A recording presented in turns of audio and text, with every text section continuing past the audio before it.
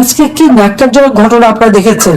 সেই মুক্তিযোদ্ধা হুদা সাহেব, তিনি প্রধান নির্বাচন কমিশনার, বিএনপি জামাত জোটের লোকেরা তার বাড়িতে যেয়ে তাকে অপমান করেছে, তার গলায় জুতো মালা পড়ায় এবং তার বিরুদ্ধে মামলা করে।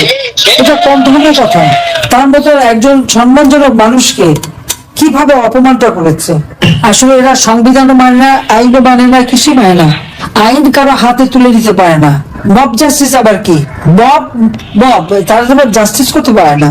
এই বিএনপি এবং ইউনুসের কিছু ভাড়া করা কিশোর গ্যাং এরা, আর জামাতের সন্ত্রাসী বাহিনী, জঙ্গি ব্রেকিং নিউজ। আওয়ামী লীগের জন্য ঈদের চেয়ে বেশি খুশি হওয়া উচিত এই ভিডিওটা সম্পূর্ণ দেখার পরে। তো দর্শক শ্রোতা, আপনাদের অনুরোধ করব ভিডিওটা লাইক দিন এবং আপনাদের মতামত কমেন্টে লেখেন যে আওয়ামী লীগ দলকে আপনারা কে ভালোবাসেন। ভাই, শেখ হাসিনা বাংলাদেশে আসছে, খুব শীঘ্রই আসছে এবং আওয়ামী লীগের জন্য বিশাল একটা সুসংবাদ দিয়েছে ইতিমধ্যেই ভারত। মার্কিন যুক্তরাষ্ট্র থেকে নিয়ে কিন্তু এগুলো আলাপ আলোচনা চলতেছে যে শেখ হাসিনাকে বাংলাদেশে যেভাবেই হোক ফেরত পাঠানো হবে।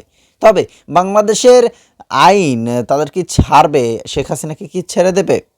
অবশ্যই শেখ হাসিনার শাস্তি দিয়ে তারপরে শেখ হাসিনাকে রাজনীতির মাঠে আবারও ফেরানো হবেই বলেই অনেকের মন্তব্য, অনেকের ধারণা। কি মনে হচ্ছে আপনাদেরকে?